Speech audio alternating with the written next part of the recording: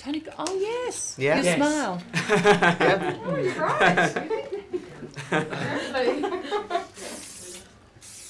You good, Christian? Cate, I have to say, one of my greatest mates is Nathaniel Dean, who you yes. and Andrew have just cast. Mm-hmm. And Nathaniel of the amazing eyes. yes, and voice. Thank you. Oh, yeah. And I'm thrilled for him. I can't wait to, He's to come and see the show. fantastic. Yes. All glad. right, we are rolling. Okay. Well, just before I came in, I realised you're the only non-Australian. But In this room, yeah. Exactly, but I'm thinking... And that's okay. Yes, Thank you. Yeah. but then I thought you guys have spent over 10 years together. You must sort of almost have become an adopted Australian in some ways.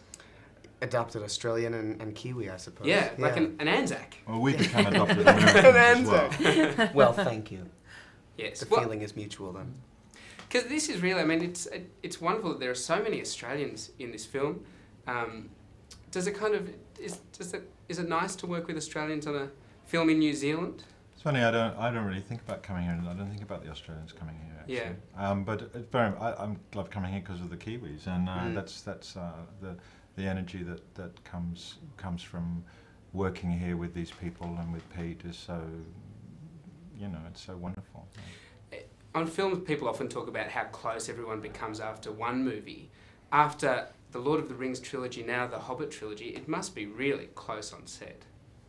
For the crew, particularly. Absolutely. But it's everyone keeps saying, but it's true. It felt, even though the film industry here has expanded exponentially, the kind of the family ethic and the warmth on set is, I mean, it's unparalleled. I mean, it's an extraordinary bunch of people. And for us, we were all just in here for a short period of time, but then coming back to do post-production for a couple of days a few months ago, I thought, these guys, this was a year and a half, Yes. almost a year and a half after I'd shot my little bit, coming back and seeing everyone still here, still working here, living together. And there is an extraordinary bond that has developed, I think. It's a sentence that everyone's willingly serving. Yeah, that's right. Well, it's also an integral part of the experience for them. Peter made a speech at the beginning of production where he talked about the fact that he'd never wanted to make The Hobbit, ever.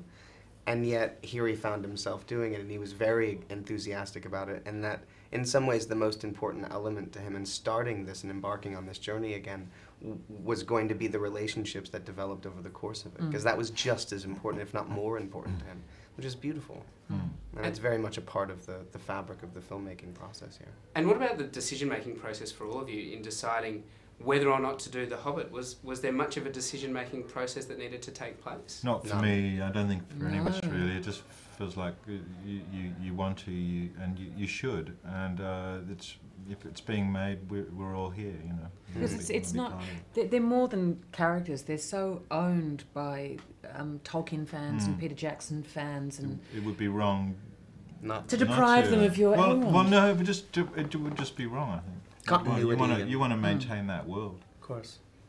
The red carpet's happening tomorrow, and everyone I've spoken to in New Zealand, they've embraced this film, and apparently the Kiwis who have been here for the other red carpet say that the energy in the city is like they've never seen before. I've never seen anything like it. Are these red carpets different to red carpets in Hollywood? Well, they're out on the street, and it's all the way down the street. I think there was a procession from Parliament House, right?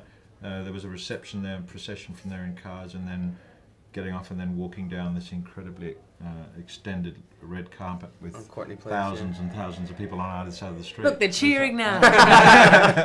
Is there a memento, a little trinket that you keep, or that you're allowed to keep, that Peter Jackson lets you take home? Well, I have the ring. Yeah, we get, the ring's a pretty good one. Yeah.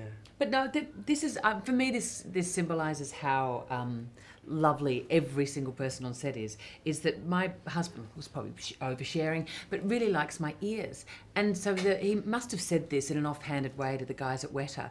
And then they made this box, like a box of chocolates, with all my ear tips, and made them look like little chocolates, and put a ribbon around it, and gave it to us. And I mean, it's kind of a little sick, but it's also, it's so sweet that, you know, they really, they hear things, they hear that people like a little bit of costume, and so they'll, you know, one of them made a car for my son after he was born. Yeah. And they knew I quite liked fine New Zealand wine, and so I got this beautiful decanter and goblets presented to me. Oh, I should have said wine rather than ear tips. Nice.